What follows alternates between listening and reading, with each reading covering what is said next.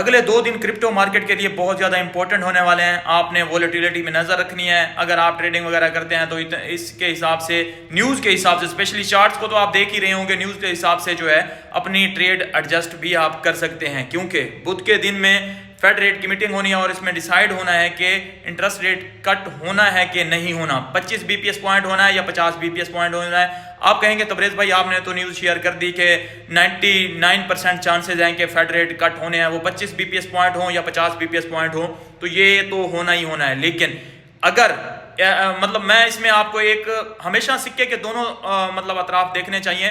अगर आप एक सिक्के का रुख देख रहे होंगे तो कभी भी आपको एक्चुअल स्टोरी पता नहीं लगेगी, क्योंकि जिस सिक्के के रुख वाले से आप वो स्टोरी सुन रहे होंगे वो अपनी बुराई तो नहीं करेगा ना। इसी वजह से मैं कहता हूं कि दोनों सिक्के के रुख आप देखेंगे, जिसमें हो सकता है, क्योंकि यूएसए गवर्नमेंट अभी शट डाउन है, तो उसके पास जो डाटे आने चाहिए वो सारे डाटे उसके पास नहीं आए होंगे। तो ये बहाना बनाकर हो सकता है कोई भी इंटरेस्ट रेट कट ना लगे, जिसकी वजह से जो है मार्केट इसको आप क्या देख सकते हैं कि बेरिश ले सकती है, क्योंकि अगर इंटरेस्ट रेट कट होते हैं उसकी तो ऑलरेडी जो है वो एक पंप मार्केट ले चुकी है। पिछला जो पंप आया है ना वो इसी इंटरेस्ट रेट की वजह से ही आया है। ऑलरेडी आपको पता है कि अब जो न्यूज़ आनी होती है, जैसे हाल्विंग होनी थी तो उससे पहले ही बिटकॉइन अपने ऑल टाइम हाई को पहुंच गया था, तो इस दफा भी ऐसे ही हो रहा है कि जो न्यूज़ पहले आनी हो ना, एक हफ्ता पहले, एक महीना पहले, उसको मार्केट कैश कर लेती है, अब इंतजार नहीं करती। तो इंटरेस्ट रेट अगर कट होने हैं 99% जैसे चांसेस हैं, तो मार्केट उसको कैश कर चुकी है, तब आपको ज्यादा कोई पंप देखने को नहीं मिलेगा।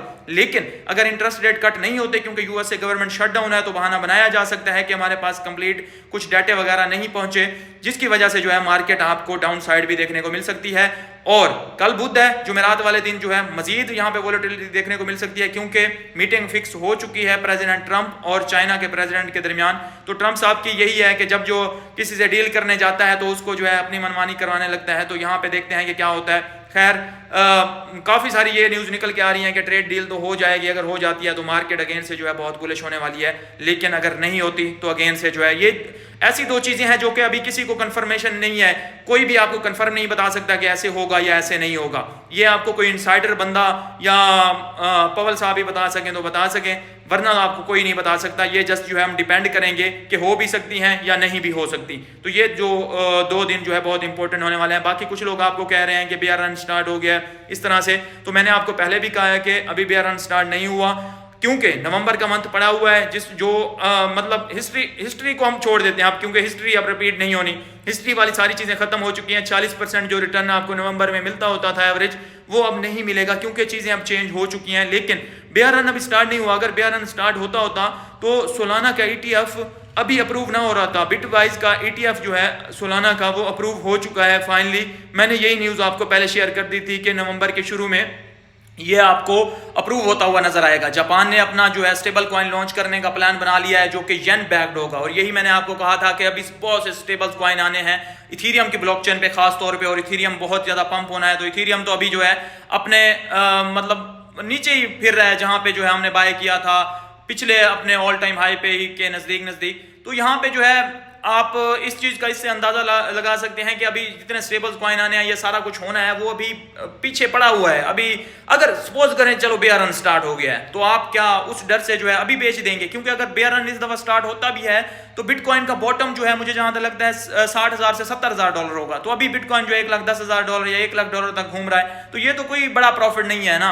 तो अब बिटकॉइन में अगर क्रिप्टो में आए हैं तो बड़े प्रॉफिट लेने आए हैं ना, यहाँ से जो है अच्छी खासी प्रॉफिट रिटर्न लेने के लिए आए हैं। इतने छोटे प्रॉफिट तो आपको गोल्ड में भी मिल सकते हैं, बाकी स्टॉक्स वगैरह बाकी चीज़ों में भी मिल सकते हैं, तो आप क्रिप्टो में क्या करने हैं? तो अभी आपका बेचना बेवकूफ़ी होगी मेरे हिसाब से। बाकी अगर आप बेच रहे हैं, आपकी मर्जी है, फाइनेंशियल एडवाइस नहीं है।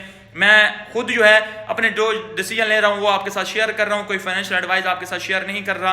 बाकी मेरे हिसाब से मुझे तो नहीं लगता कि अभी बेयर रन स्टार्ट हुआ है, लेकिन अगर हुआ भी है तब भी मैं जो है होल्ड करूंगा तब तक के लिए, जब तक जो है मुझे बिटकॉइन $2,00,000 तक जाता हुआ नजर नहीं आता या $1,80,000 तक जाता हुआ नजर नहीं आता। क्योंकि ये जो इंस्टीट्यूशंस आए हैं या जितना पैसा क्रिप्टो मार्केट में आया है, इस बुल रन को देखते हुए जितनी पॉजिटिविटी है मार्केट में, जो चार्ट्स बता रहे हैं बिटकॉइन को जाना चाहिए। और 30 इंडिकेटर हैं, क्रिप्टो के 30 इंडिकेटर में से एक भी नहीं बता रहा कि अभी बिटकॉइन का टॉप लग चुका है। तो मैं क्यों सेल करूं, क्यों अपना लॉस में जो है निकल जाऊं, क्यों इस तरह के डर से जो है मार्केट से निकल जाऊं। और आप फेयर एंड ग्रीड इंडेक्स देखें, अभी जो है 33, 30, 20 यहां पे फिर रहा है। जब टॉप लगता है तो ये फेयर एंड ग्रीड इंडेक्स जो है 80 से भी ऊपर होता है। तो ये जब अभी इतना नीचे मार्केट में फेयर है तो मैं यहाँ पे बाय करने का सोचूंगा, अपना पोर्टफोलियो अच्छे कॉइन में बिल्ड करने का सोचूंगा। मैंने आपको बताया था कि जब टॉप के अच्छे कॉइन 3-4 कॉइन ही बस बेस्ट हैं, बाकी उसके अलावा सारा कुछ मंजन है।